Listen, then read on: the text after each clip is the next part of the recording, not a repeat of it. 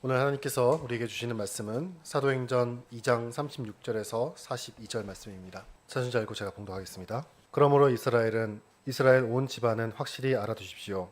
하나님께서는 여러분이 십자가에 못 박은 이 예수를 주님과 그리스도가 되게 하셨습니다. 사람들이 이 말을 듣고 마음에 찔려서 형제들이여 우리가 어떻게 하면 좋겠습니까? 하고 베드로와 다른 사도들에게 말하였다. 베드로가 대답하였다. 회개하십시오. 그리고 여러분 각 사람은 예수 그리스도의 이름으로 세례를 받고 죄 용서를 받으십시오. 그리하면 성령을 선물로 받으실 것입니다. 이 약속은 여러분과 여러분의 자녀와 또 멀리 떨어져 있는 모든 사람, 곧 우리 주 하나님께서 부르시는 모든 사람에게 주신 것입니다.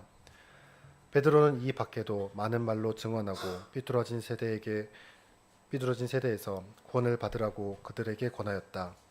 그의 말을 받아들인 사람들은 세례를 받았다. 이렇게 해서 그날에 신도의 수가 약 3,000명이나 늘어났다. 그들은 사도들이 가르침에 몰두하며 서로 사귀는 일과 빵을 떼는 일과 기도에 힘썼다. 아멘. 목사님께 나오셔서 베드로의 설교로 말씀 전해주시겠습니다. 할렐루야. 오늘도 우리를 사랑하시는 하나님을 찬양합니다. 오늘도 주 안에서 우리가 하늘 안식을 맛볼 수 있는 귀한 주일이 되기를 간절히 소망합니다.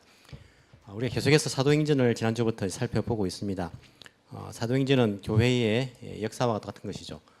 우리가 신약의 역사서를 하면 보통 사도행전을 이제 이야기를 합니다. 저는 이제 한국에서는 김의 김가입니다. 우리 일본 사람들은 키무 하면 키무상 이렇게 하면 다 똑같은 김인지 아는데 김이 다 다르지 않습니까, 그죠? 김이 얼마나 많습니까? 김의 김도 있고 경주 김도 있고 광산김도 있고 김일성 김도 있고, 그죠? 김정은 김은 김의 김 아닙니다. 그게 또 다른 이제 김이죠. 김이라는 게 참 많습니다. 저는 이제 김의 김가입니다. 원래 이제 부산에서 주로 살았는데 지금은 저희 한국에 있는 가족들이 대부분 김해에 살고 있습니다. 김해가 참 좋아요. 보면 거기가 이제 가야국을 건설한 곳 아닙니까? 가야라는 나라가 있었고 그 가야국을 건설한 첫 왕이 누굽니까? 이거 모릅니까? 저는 아는데 김수로 왕입니다. 김수로 왕. 우리 시조는요 김수로 왕이에요. 김해 가면 김수로 왕릉도 있습니다. 김수로 왕이 꾸미는 사람이 아니고 역사 속의 인물이에요. 김수로 왕이 없었다 말하면요 김영건 목사도 없는 거예요, 그죠? 저를 이제 부인하는 겁니다. 저를 이제 인정하지 못하는 거예요. 왜냐하면 우리의 이 김의 김을 처음 쓴 사람이 김수로 왕이란 말이에요. 왕족이에요, 우리 왕족. 예, 그로부터 이제 김의 김이 이제 된 거예요. 제일 처음 쓴 그 김의 김을 쓴 사람이 실제적으로 역사적인 인물이니까 지금 쓰고 있는 김의 김도 실존하는 겁니다. 그걸 부정하면요 나를 부정하는 건 안 되겠습니까? 마찬가지로 여러분들도 뭐 어떤 성이든지 다 이제 시조가 조상이 이제 있다라고 처음 사용하신 분이 있을 거예요. 마찬가지로 우리 에덴 교회가 있는데 이 교회 지금 우리가 현존하는 이 교회 물론 이제 뭐 교회를 개척하신 분도 있고 뭐 세우신 분들도 있는데 이 교회는요 언제 처음 시작되냐면 사도행전입니다. 사도행전은 우리 김수로 왕 같이 이 교회의 처음 역사에 관한 이야기를 하는 거예요. 안 믿는 사람들이 무식하게 이 사도행전 성경은 이게 만들어낸 이야기다 말하면요 우리 교회를 부정하는 거예요. 2000년 역사 가운데 얼마나 수많은 교회들이 이어왔습니까? 그 교회를 다 부인하는 거예요. 그러니까 그것은 믿음 없는 사람이기도 하지만 무식한 사람이에요. 사도행전이 이게 뭐 다 꾸며낸 이야기 아니냐 그렇게 말하면 지금 있는 교회는요 우리 교회의 역사, 이 교회가 처음 어떻게 시작되었는가에 관한 이야기가 사도행전입니다. 굉장히 우리에게서는 중요한 그런 이제 사실들이죠. 그 교회의 처음에 대해서 우리가 지난주부터 조금씩 보고 있습니다. 오늘은요 베드로의 설교라고 이렇게 이제 나오는데 이 부분을 사실은 14절부터 읽어야 됐는데 뒷부분만 그렇게 간단하게 읽었습니다. 이 베드로의 설교를 통해서 우리가 처음 교회가 세워졌을 때에 베드로가 어떤 설교를 통해서 어떻게 그렇게 진행이 되었는가를 통해서 오늘 우리에게도 큰 의미가 있는 그런 말씀으로 그렇게 받기를 원합니다. 베드로가 설교하니까요 제일 마지막에 보니까 3,000명이 회개하고 돌아와서 교회의 일원이 되는 그런 모습을 보여주고 있습니다. 베드로가 지난주 이제 성령 강림을 통해 가지고 그렇게 이제 체험을 하게 됩니다. 성령의 역사라는 것이 뭐 동물의 울음소리가 안 된다거나 뭐 이렇게 뭐 성령 충만하다면서 뭐 닭 울음소리를 내는 사람도 있더라고요. 보니까요. 성령 집행을 해가지고 그리고 사람을 뒤로 이제 넘어뜨리거나 뭐 물론 뭐 성령께서 그런 이제 능력은 있으시지만은 성령의 주된 사역은 뭐라고 했습니까? 보혜사 성령의 주된 사역은 말씀을 가르쳐 주시고 말씀을 생각나게 하시는 것이 예수님께서 우리에게 말씀해 주신 성령의 주된 사역입니다. 말씀과 관련된 사역이 성령님의 주된 사역입니다. 그것과 이어져서 베드로의 이러한 설교는요. 역시 성령께서 역사하시면 성령께서 강림하시고 성령에 충만하게 되면 이 베드로가 어떻게 이러한 말씀을 풀어서 사람들에게 설교가 가능한가를 우리가 이해할 수가 있게 됩니다. 보시면요, 베드로가 이 설교 가운데에 여기 보시면 구약 성경을 인용하는 그런 부분들이 있습니다. 여러분 성경을 보시면요, 다른 이제 부분과 조금 다르게 되어 있는 부분들이 있죠. 예를 들어 가지고 25절 보시면 어떻게 다르게 되어 있습니까? 들여서기를 하고 있습니다. 이게 문단이 줄이 안 맞지 않습니까? 들여서기 한 부분들은요, 어떤 부분이란 말입니까? 성경을 인용한 부분이란 말이에요. 자, 이 베드로가 인용한 부분들이 몇 군데 나오겠습니까? 여기서 다 읽어보지 않으면 모르겠죠, 그죠? 자, 먼저 25절에 보시면요, 인용한 부분이 있습니다. 거기에 성경에 보시면 앞에 기억이라고 해놓고는 밑에 보시면 죄송합니다. 25절 하기 전에 먼저 있네요. 17절입니다. 17절 보시면 디귿 해가지고 여러분도 디귿 맞습니까? 5번입니까? 제 성경은 다르다 그죠? 예. 5번 해가지고 밑에 보시면 뭐라고 해놨습니까? 요는 뭡니까? 요엘서죠. 요엘서 2장 28절에서 32절까지를 인용했다는 말입니다. 그게 21절까지입니다. 그리고 또 한 군데가 25절입니다. 거기는 1번 돼 있습니까? 예, 1번에서 밑에 보시면 시편 16편 8절에서 11절까지를 인용했다는 말입니다. 또 한 가지가 있습니까? 예, 시편 110편 1절 34절 35절 부분에 보시면 밑에 보시면 시편 110편 1절 그렇게 되어 있습니다. 이게 베드로가 구약 성경을 인용을 해가지고 사람들에게 이제 설교를 하는 부분들입니다.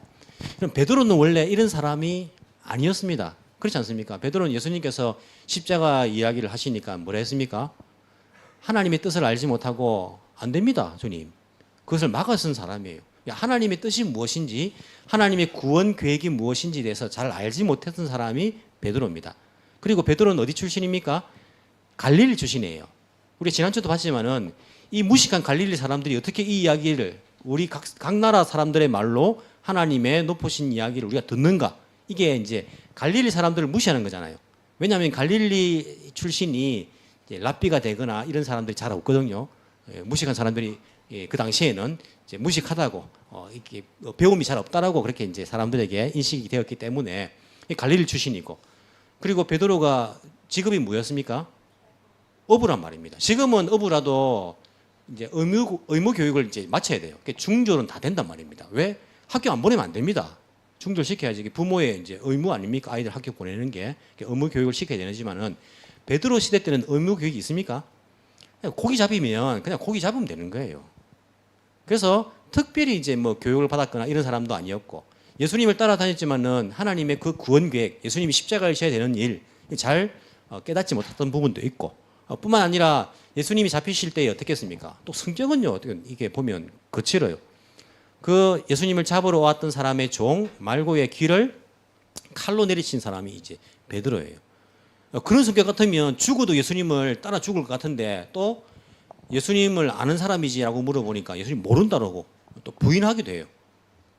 3번이나 예수님 모른다고 부인한 사람, 그게 바로 이제 베드로입니다. 그 일이 언제 있었습니까? 베드로의 설교 이전에 10년 전에 있었죠. 10년 된 일도 아니고 얼마 전에 있었단 말입니다. 몇 달 전에 베드로는 그런 모습이었어요. 그런 모습이었는데 그 몇 달 사이에 무슨 일이 있었는지 베드로가 구약 성경을 인용하면서 이렇게 사람들에게 설교하는 장면을 보여주고 있습니다. 어떤 일이 있었습니까? 성령께서 강림하셔가지고 베드로에게 말씀을 가르쳐 주시고 말씀을 생각나게 하신 것을 우리가 알 수 있습니다. 베드로는 구약 성경을 인용하면서 그렇게 사람들에게 이제 설교를 하는데 그 내용이 어떠한 내용일까요? 무엇을 전했을까요? 여기는 3번 그렇게 인용하지만은 다른 이야기들도 베드로는 많이 하게 됩니다. 40절에 보시면 어떻게 이야기합니까?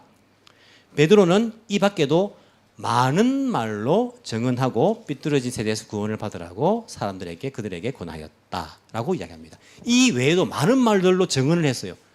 증언이라는 것은 무엇인가를 이제 뭐 이렇게 대상이 있는 거 아닙니까? 베드로가 많은 말로 무엇을 증언했을까요? 사람들에게. 구약 성경을 인용하면서 그 외에도 많은 말들을 하면서 설교하면서 무엇을 증언을 했을까요? 베드로가. 36절에 보시면요. 그러므로 이스라엘 온 집안 확실히 알아두십시오. 하나님께서는 여러분이 십자가에 못 박은 이 예수를 주님과 그리스도가 되게 하셨습니다. 베드로가 증언한 것은 뭐냐면 우리가 잘 알고 있는 그 하나님께서 예수 그리스도를 주와 그리스도가 되게 하셨습니다. 이 사실을요. 그 사실을 백성들에게 사람들에게 증언하고 있는 것들을 볼 수 있습니다. 즉 예수님에 관하여서 증언을 하고 있는 것입니다. 하나님께서 구약 성경을 통해서 말씀하신 것, 선지자를 통하여서 그 구약의 약속의 말씀들이 누구와 연관되어 있다는 것입니까? 예수님과 연관되어 있다는 거예요. 요엘서와 그리고 다윗이 말한 시편 이 모든 것들이 누구와? 예수님과 이렇게 연관되어 있다는 것이 바로 하나님의 뜻이고 하나님의 계획이었다. 이 사실을요, 이 베드로가 사람들에게 증언하고 있는 것들을 볼 수 있습니다. 이런 정말 놀랍지 않습니까? 베드로가 이런 사람이 아닌데 성령의 강림을 체험을 하고 그 구약 성경을 또 여러 말씀들을 통하여서 예수 그리스도께서 하나님께서 원래 계획하신 주와 그리스도 메시아이시다라는 것들을 증언하고 있는 이 장면을 우리가 보고 있는 거예요. 사람이 성령의 충만함으로 해서 이렇게 바뀐 것을 볼 수 있습니다. 이것은 예수님께서도 말씀하신 것인데 마태복음 13장 52절에 보시면요. 예수님께서 말씀하시기를 예수께서 가라사대 그러므로 천국에 제자된 서기관마다 마치 새 것과 옛 것을 그 곳간에서 내어오는 집주인과 같으니라. 이 말씀을 기억하시죠, 그죠? 예수님께서 말씀하시기를 하나님 나라에 제자된 그런 서기관마다 이게 이제 꼭 그 유대의 서기관을 말하는 게 아니라 하나님 나라에 제자된 서기관 그런 이제 말씀을 가르치는 사람 뭐 이 정도로 생각할 수 있겠죠. 이 사람들은 마치 새 것과 옛 것을 곡간에서 내오는 집주인과 같다. 이게 곡식에 관한 이야기 아니지 않습니까? 지금 이제 쌀이 없어서 난리죠, 그죠? 곡식에 관한 이야기가 아니라 새 것과 옛 것, 구약 성경과 신약 예수님의 가르침, 이 새로운 가르침, 이 모든 것들을요, 곡간에서 내오는 집주인처럼 그렇게 자유자재로 말씀의 그 뜻을 알고 사람들에게 가르친다. 라는 그런 의미로 우리가 해석해 볼 수 있습니다. 베드로가 예수님의 말씀처럼 그렇게 하고 있는 겁니다. 하나님 나라에 제자된 서기관처럼 그 구약 성경을 인용하면서 예수님의 말씀을 그렇게 또 깨달으면서 사람들에게 그 하나님의 그 구원 계획, 하나님의 구약의 그 말씀들이 예수 그리스도와 연관된 것인 그 부분들을 사람들에게 증언하고 있는 것들을 우리가 볼 수 있습니다. 이것은요, 베드로가 설교를 하게 된 계기가 있습니다. 왜냐하면 성령께서 강림하시고 이 사람들이 성령의 이제 그 강림을 경험한 사람들이 그 당시에 예루살렘 오순절을 지키기 위해서 예루살렘 방문했던 사람들과 예루살렘에 살고 있던 사람들, 그 사람들이 이 광경을 보고 자기가 태어난 그 나라의 말로서 이 이제 제자들이 하나님 놀라운 일들을 말하는 것을 듣고는요, 일부 사람들은 놀랐습니다. 어떻게 내 나라 말로 이렇게 이 이야기를 듣고 있는가? 하지만 일부 사람들은 뭐라고 했습니까? 이 사람들이 술 취했다라고 말했어요. 술 취했다. 술 취했다고 말하니까 베드로가 뭐라고 하냐면 14절부터 보시면 이 사람들은 술 취한 것이 아닙니다. 유대 사람들과 모든 예루살렘 주민 여러분, 이제 방문한 사람들과 예루살렘 주민 여러분 이렇게 말하면서 이제 내 말을 들어보십시오. 지금은 아침 9시인데 그렇기 때문에 여러분이 생각하듯이 술에 취한 것이 아닙니다. 아침 9시라도 이런 술 드시는 분들이 있죠, 그죠? 아침부터 막 우리 동네도 한 분 있습니다. 아침 새벽에도 마시고 나가보면요. 이렇게 걸으시는 분이 있어요. 이러면 한 번씩 보실 수 있어요. 이렇게 늘 걸어 다닙니다. 이 할아버지가요. 아침부터. 손에 뭘 들고 있을까요? 술병 들고 있어요. 술캔을 늘 들고 있어요. 이렇게 아침부터 물론 술 드시는 분이 있지만은 이 유대인들은요. 아침부터 포도주를 그렇게 제공을 하고 아침부터 그렇게 술을 마시고 이런 문화는 아니라고 합니다. 아침 9시이기 때문에 여러분이 생각한 것처럼 이 사람들은 술에 취한 것이 아닙니다라고 말하면서 베드로의 설교가 이어지는 것들을 볼 수 있어요. 요에서의 말씀을 들어가지고 그들에게 이야기하고 있는 것들을 볼 수 있습니다. 자, 17절 베드로가 인용한 요엘서 2장 28절로 32절입니다. 하나님께서 말씀하신다. 마지막 날에 나는 내 영을 모든 사람에게 부어주겠다. 모든 사람에게 부어주겠다라고 말씀하시죠. 너희의 아들들과 너희의 딸들은 예언을 하고 너희의 젊은이들은 환상을 보고 너희의 늙은이들은 꿈을 꿀 것이다. 정말 모든 사람이죠. 자녀들도 청년들도 나이 드신 분들에게도 다 하나님께서 그 영을 성령을 부어주시는 것입니다. 그리고는 그들이 어떻게 하는 것입니까? 예언을 하고 환상을 보고 꿈을 꿀 것이다. 구약 성경을 보시면요. 예언, 환상, 꿈은요. 모두가 다 하나님의 뜻을 가르쳐주는 그런 수단이었습니다. 하나님의 뜻을, 하나님의 말씀을 전달해주는 그런 수단으로서 예언과 환상과 꿈이 있었던 것을 볼 수 있습니다. 즉 주의 영이 임하시면 어떻게 된다는 겁니까? 역시 말씀의 역사입니다. 하나님의 뜻, 하나님의 그 말씀을요 이렇게 이제 선포하게 된다라는 것을 이야기합니다. 그러면서 18절 그날에 나는 내 영을 내 난종들과 내 이종들에게도 부어주겠으니 그들도 예언을 할 것이다. 역시 말씀의 사역이죠. 또 나는 위로 하늘에 놀라운 일을 나타내고 아래로 땅에 징조를 나타낼 것이니 곧 피와 불과 자욱한 연기이다. 주님의 크고 영화로운 날이 오기 전에 해는 변해서 어두움이 되고 다른 변해서 피가 될 것이다. 이것은 이제 심판에 관한 내용이죠, 그죠? 구원이라는 것은 심판과 항상 동반하고 있는 것들을 볼 수 있죠. 예수 믿으면 구원이고 예수 안 믿으면 심판당하는 거예요. 예수 믿으면 구원이고 예수 안 믿으면 그냥 뭐 그저 그렇다 이런 것은 없습니다. 믿으면 구원이고 믿지 않으면 심판인 것이지 믿으면 구원이고 믿지 않으면 그뿐이다. 절대 없는 거예요. 항상 구원과 심판은 같이 가는 것들을 볼 수 있죠. 21절 그러나 주님의 이름을 부르는 사람은 구원을 얻을 것이다. 이 말씀이 어떻게 됐다는 것입니까? 지금 베드로가 말하고 있는 그 시점에 성취가 됐다는 거예요. 요엘서의 말씀이 이 사람들이 우리가 술 취한 것이 아니라 하나님께서 요엘을 통해서 예언하신 이 말씀이 지금 주의 영을 부어주셔가지고 이렇게 하나님의 놀라운 일들을 말하고 있는 이 일이 지금 성취되었다라는 것들을 베드로가 이야기하고 있는 거예요. 그러면서 베드로가 요엘서 말씀과 한 부분이 다른 부분이 있습니다. 어떤 부분일까요? 앞에 나오는 마지막 날에라는 부분입니다. 요엘서를 보시면 그 후에라고 되어 있는 부분을 베드로는 마지막 날, 그 후라는 의미를 마지막 날로 그렇게 이제 표현을 하고 있는 것들을 볼 수 있어요. 다른 부분 똑같은데 베드로는 마지막 날에 이 일이 성취가 될 것이다라고 이야기합니다. 그럼 이 마지막 날은 언제입니까? 언제일까요? 베드로가 말하지 않습니까? 이 말씀이 어떻게 됐다고요? 지금 성취됐다고요. 언제? 베드로가 성령 강림을 받고 제자들이 이 지금 하나님 놀라운 일들을 말하고 있는 이때에 성취가 되었다라고 말하는 것이지 않습니까? 자, 그러면 마지막 날은 언제일까요? 다시 말씀드릴까요? 언제일까요? 베드로가 말하고 있는 이때 아닙니까? 이때가 마지막 날이라고 이야기하는 거예요. 마지막 날에 이 말씀이 예언이 성취가 될 것인데 지금 이 예언이 성취되었다. 즉 베드로가 말하고 있는 이 시점이 마지막 날이라는 거예요. 그때가 마지막 날이면 지금 어떻습니까? 지금 마지막이 마지막입니까? 아니면 마지막입니까? 아니 2000년이나 지났는데 아니 마지막이라 해놓고 2000년이 지날 수 있습니까? 이럴 수 있습니까? 하나님은 1000년을 하루처럼 여기시는 분이지만 우리 인간들은 안 그렇잖아요. 2000년이면 얼마나 긴 시간인데 베드로 때도 마지막 날이고 지금도 마지막 날이고 마지막 날 좀 되려나? 베드로가 왜 마지막 날이라고 표현을 했을까요? 그냥 그대로 그 후에라고 표현을 해도 되는데 왜 베드로는 마지막 날에 일이 성취되었다라고 이야기할까요? 이 마지막이라는 것은 물론 시간적인 의미도 있습니다. 처음과 끝, 예수님은 알파와 오메가, 처음과 끝이 되십니다. 그리고 예수님께서 오시는 그날이 정말 마지막, 이 모든 세상의 마지막은 예수님 재림하실 때가 마지막이 될 거잖아요. 시간적인 것, 역사적인 의미에서 마지막도 있지만은 베드로가 마지막이라고 이야기한 이 부분들 생각해 볼 때에 완성이라는 개념으로 생각해 볼 수는 없을까라는 생각을 해봅니다. 무슨 말이냐면 요엘의 말씀이 지금 어떻게 됐다는 것입니까? 완성되었다는 거예요. 성취되었다는 것입니다. 누구로 인해 가지고?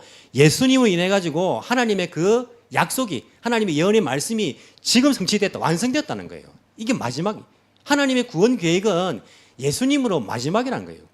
이 이상 더 이상 없다는 것입니다.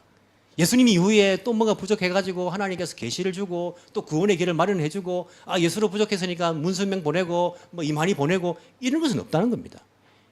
예수님으로서 구원 계획은 하나님께서 구약 성경에서 우리에게 말씀하신 그 회복, 그 구원의 그 약속의 말씀은 이때 완성되었다, 성취되었다는 것입니다. 그러니까 마지막 날이죠. 마지막 날이고 베드로 때가, 그리고 그 예수님을 유일한 구원 길로서 믿고 있는 그 교회, 그 터 위에 세워진 그 교회도 마지막 날이 세워진 교회입니다. 그럼 지금 어떻습니까? 우리도 예수님만이 정말 하나님의 그 구원 계획의 완성이라는 것을 믿고 있기 때문에 우리도 언제를 살아가고 있습니까? 마지막 날을 살아가고 있는 거예요. 더 이상 구원의 길이 없습니다. 구원 계획은 없어요. 딴 계획이 없는 거예요. 그런 의미로서 볼 때에 베드로의 그 시점도 마지막 날이고 지금 우리 이 시점도요 마지막 날이고 앞으로도 이 믿음을 공유하는 예수님만의 유일한 하나님의 그 구원 계획이고 그리고 구원의 완성이라는 것을 믿는 그 교회가 있는 한 모두 다 마지막 날을 살고 있는 거라고 생각할 수 있는 것입니다. 그러니까 예수님 때로부터 마지막 날은 시작된 거예요. 완성이 시작되었기 때문에 지금도 우리가 그 마지막 날을 살고 있다라고 생각해 볼 수가 있다는 것입니다. 이게 히브리서 보시면요 그 이야기를 하고 있습니다. 히브리서 1장 2절에 보시면 어떻게 이야기합니까? 세 번째 성경에 보면 히브리서 1장 1절과 2절입니다. 이렇게 말을 하고 있습니다. 하나님께서 옛날에는 예언자를 통해서 여러 번에 걸쳐 여러 가지 방법으로 우리 조상들에게 말씀하셨으나 구약입니다. 구약에는 예언자를 통해서 하나님께서 여러 번에 얼마나 많습니까? 구약 성경에 예언서들 많고 여러 가지 방법으로 이게 뭐 환상을 통해 꿈을 통해 말씀을 통해 그렇게 우리 조상들에게 구약의 백성들에게 말씀해 주셨지만은 2절 이 마지막 날에는 아들을 통하여 우리에게 말씀하셨습니다. 하나님께서 이 아들을 만물의 상속자로 세우셨습니다. 그를 통하여 온 세상을 지으신 것입니다. 이 마지막 날 히브리서 기자가 쓰고 있는 이 날도 마지막 날이에요. 왜? 이 마지막 날은 아들을 통해서 말씀하셨는데 이것이 하나님의 구원 완성이라는 거예요. 하나님의 뜻을 온전하게 가르치신 그 완성이라는 것입니다. 이게 마지막 날이에요. 이게 히브리서 기자가 쓰고 있는 예수님께서 오셨기 때문에 그때로부터 마지막 날인 것입니다. 왜? 더 이상의 구원 계획이었기 때문에 더 구원의 방편 더 이상 성취되어야 될 구원의 계획 물론 예수님의 재림은 남아있지만은 예수님 외에 구원의 길이 없기 때문에 이 날을 이 베드로가 이것을 깨닫고 마지막 날로 그렇게 이야기하고 있는 것은 아닌가라는 생각들을 해보게 됩니다. 그래서 여러분들이 혹시 지금도 예수님이 아직까지 못 이루신 부분들이 있는데 그것을 내가 이루기 위해서 왔다라고 말하는 것은요 어떻게 생각하면 됩니까? 다 사기꾼입니다. 다 가짜입니다. 통일교도요 문선명이가 자기가 뭐 이렇게 말하는데 다 가짜고요. 뭐 신천지 이만희가 그렇게 뭐 말하는데 자기가 뭐 성령 하나님이다, 뭐 성자 예수님이다. 그게 완성되지 못한 부분들을 완성하러 왔다. 이게 다 가짜입니다. 성경하고 맞지 않는 것입니다. 하나님의 구원 계획은요 구약 성경에서 약속하신 그 예언들 예수님과 연결되어 있는데 그것은요 바로 예수님을 통하여서 완성되었다는 것이에요. 베드로가 이 사실을 깨닫고요 요햇을 통해 가지고 이야기하고 있습니다. 그뿐만 아니라 시편을 통해서도 이야기하고 있는 거예요. 시편에 다윗의 시편 아닙니까? 16편과 110편 보시면요 어떻게 이야기합니까? 25절을 보시면요 나는 늘 내 앞에 계신 주님을 보았다. 나를 흔들리지 않게 하시려고 주님께서 내 오른쪽에 계시기 때문이다. 그러므로 내 마음은 기쁘고 내 혀는 즐거워하였다. 내 육체도 소망 속에 살 것이다. 주님께서 내 영혼을 지옥에 버리지 않으시며 주님의 거룩한 분을 썩지 않게 하실 것이다. 여러분 이게 다윗 자기에 관한 이야기입니까? 헷갈리죠 이게. 이 다윗 이야기인가? 뭐 다른 분에 대한 이야기인가? 주님의 거룩한 분을 썩지 않게 하실 것이다. 왠지 예수님도 같기도 하고 문맥상 자기한테 하는 것 같기도 하고. 근데 이게 베드로의 설교를 한번 보십시오. 29절 동포 여러분 나는 조상 다윗에 대해서 자신 있게 말씀을 드립니다. 베드로가 확신하다는 거예요. 그는 죽어서 묻혔고 그 무덤이 이날까지 우리 가운데 남아 있습니다. 즉 다윗은 죽었다는 거예요. 썩었다는 것입니다. 27절은 다윗에 관한 이야기가 아니라는 거예요. 그럼 누구에 관한 이야기입니까? 예수님에 관한 이야기라는 거예요. 예수님에 관한 이야기. 요엘의 말씀을 통해서 시편의 말씀을 통해서 베드로가 하는 이야기가 뭐냐면 예수님에 관한 이야기다라고 이야기해요. 31절 그래서 그는 그리스도의 부활을 미리 내다보고 말하기를 다윗이 예수 그리스도 그 부활을 미리 내다보고 그렇게 말한 것이다 라고 이야기하고 있는 것들을 볼 수 있습니다.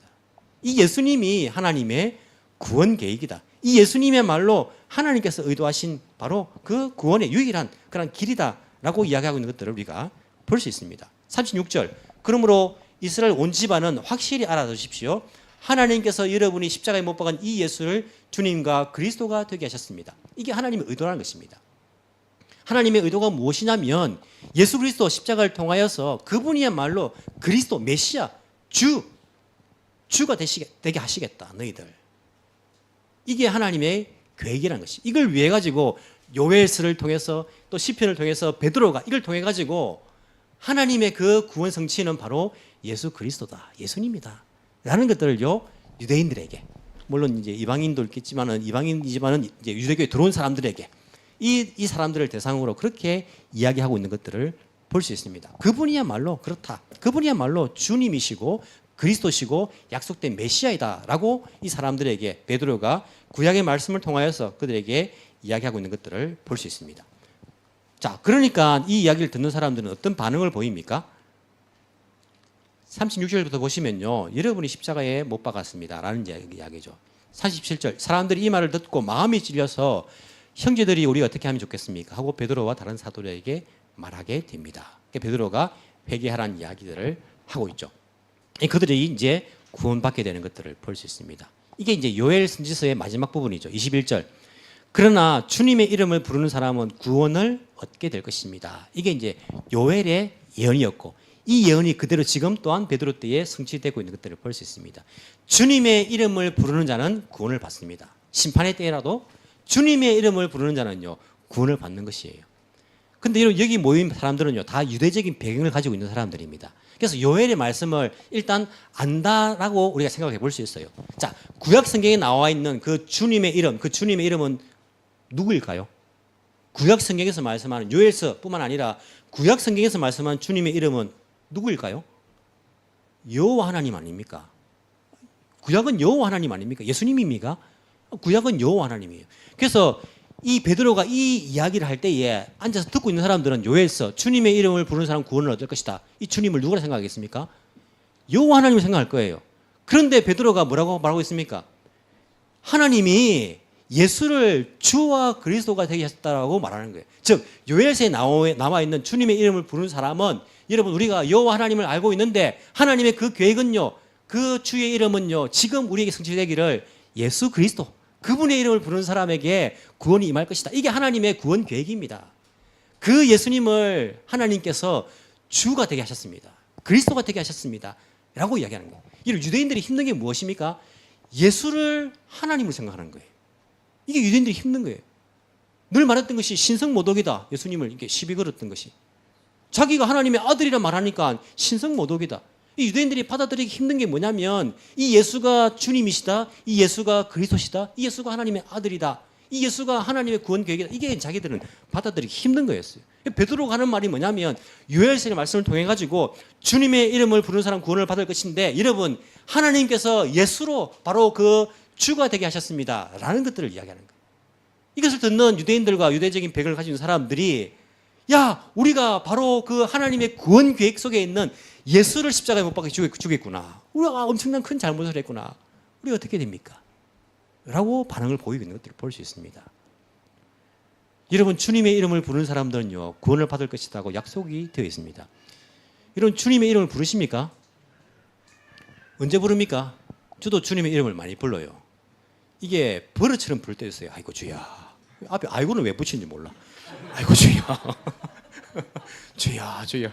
이게 내가 뭔가 이렇게 도와주십시오 간절합니다 이런 의미가 아니고 그냥 막 버릇처럼 아이고 주여 주여. 나쁜 것일 수도 있고 또 괜찮은 것일 수도 있는데 단순히 주님의 이름을 주여 주여 예수님 예수님 부른다고 해서 구원 받는 것입니까? 그렇지 않지 않습니까? 예수님께서 우리에게 가르치시기를 주여 주여 하는 자마다 다 구원받는 것은 또 아니라고 하셨잖아요. 주님의 이름을 부른다는 의미가 무엇일까요? 주님의 이름을 부르는 자는 구원을 받는다는데 구원받기 위해서 주님의 이름을 불러야 되는데 그 의미는 무엇일까요? 주의 이름을 부르는 자들은 구원받는다. 어떻게 부르는 겁니까? 오늘 이 말씀을 듣는 사람들의 반응을 보면 우리가 좀 힌트를 얻을 수 있습니다. 37절 사람들이 이 말을 듣고 마음이 찔려서 형제들이 우리가 어떻게 하면 좋겠습니까? 하고 베드로와 다른 사도들에게 이야기합니다. 여러분, 우리가 어떻게 하면 좋습니까? 이거 어떻게 하면 좋습니까? 라고 말하는 사람들은요, 내가 어떻게 해야 될지 모른다는 거예요. 내가 구원받기 위해서 어떻게 할지 모른다는 거예요. 나에게 해답이 없다는 거예요. 그러니까 어떻게 하면 됩니까? 어떻게 하면 됩니까? 이렇게 나오는 거예요. 주님의 이름을 부르는 사람은요, 내가 무언가를 할 수 있다는 것을 느끼지 못하는 사람입니다. 내 능력이 없다는 것을 아는 사람이에요. 그러니까 주의 이름을 부르는 것이죠. 환난 날에 내 힘으로 할 수 없다는 것을 깨닫는 사람이 주님의 이름을 부르는 거 아닙니까? 우리가 도움이 필요할 때에 살려주세요, 살려주세요. 물에 빠진 사람이 그렇게 왜 외칩니까? 자기 힘으로 거기서 못 나온 것을 아니까 부르는 거예요. 아니, 자기가 수영해가지고 살아나올 수 있으면요, 그럼 바로 헬프미 왜 외칩니까? 내가 내 힘으로 못 빠져나오니까 살려달라고 그 막 이름을 부르는 거 아닙니까? 주의 이름을 부르는 사람은요, 내 힘으로 할 수 없음을 인정하는 사람. 그냥 인정하는 것이 아니고 뼈저리게 느끼는 사람이에요. 내 힘으로 할 수 없다. 도저히 내가 할 수 있는 것이 없구나. 하나님 앞에서 구원받기 위해서 내가 그것을 인지하는 사람이에요. 그 사람이 주의 이름을 부르는 거 아니겠습니까? 제자들이 말합니다. 38절, 회개하십시오. 그리고 여러분 각 사람은 예수 그리스도의 이름으로 세례를 받고 죄 용서를 받으십시오. 그리하면 성령을 선물로 받을 것입니다. 이 사람들이 베드로에게 특별한 죄를 지었습니까? 이 사람들이 뭐 살인죄를 지었습니까? 일본 사람들에게 자꾸 회개하라 뭐 죄인이다 말하면요, 내가 무슨 죄를 지었는데 난 법을 잘 지키. 일본 사람들 법을 잘 지키잖아요. 죄인이란 이 감각을요 인식시키는 게 정말 힘들어요. 이 사람들이 뭐 특별한 베드로에게 잘못을 했습니까? 아니지 않습니까? 하지만 베드로가 이들에게 말합니다. 회개하십시오. 돌아서십시오. 그리고는 예수님의 이름으로 세례를 받고 죄 용서 받으십시오. 인간은요, 하나님의 뜻에서 어긋났을 때부터가 이게 잘못된 거예요. 하나님의 말씀을 불순종해가지고 하나님과 관계없는 사이, 하나님으로 떨어졌을 때부터가 죄라고 말씀드리지 않습니까? 그 문제를 해결하기 위해서는요, 돌아서야 됩니다. 지금처럼 살면 안 됩니다. 돌아서야 돼요. 지금처럼 살면 우리가 어떻게 내 힘으로 할 수 없음을 깨닫고요, 우리가 지금 하고 있는 세상적인 방식에서 삐뚤어진 이 세상 가운데서 40절에 삐뚤어진 세상 가운데서 우리가 돌아서야 되는 거예요. 돌아서서 정말 예수님 그리스도의 그분이 하나님께서 계획하신 그 구원의 유일한 길인 것을 알고 그분의 이름으로 세례를 받는다. 세례를 받는 것이 옛 자아는 죽고요, 예수 그리스도 안에서 새로운 피조물, 새로운 창조물로서 내가 다시 태어나는 것을 우리가 인정하는 거지 않습니까? 세례를 받고 그리고 죄 용서를 받는 것. 그리하면 성령을 선물로 받을 것입니다. 주의 영에 우리가 사로잡힐 것입니다. 주의 영의 인도함을 받게 될 것입니다. 이것이 주의 이름을 부르는 그런 의미의 한 부분이 아닐까라는 생각들을 해봅니다.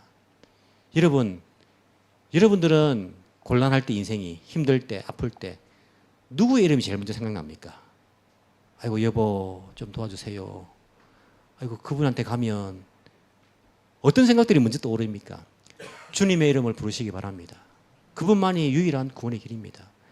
정말 인생 가운데서 길을 찾지 못해가지고 방황하는 사람들에게 누구를 소개할 것입니까? 야, 이 사람한테 가봐라. 해결된다.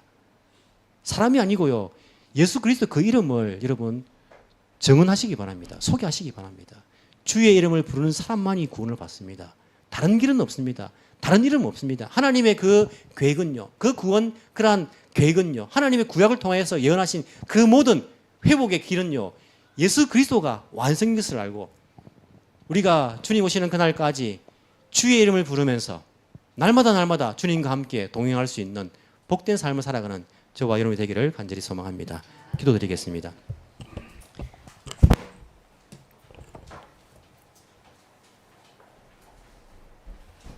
사랑과 은혜가 충만하신 하나님 아버지 감사합니다.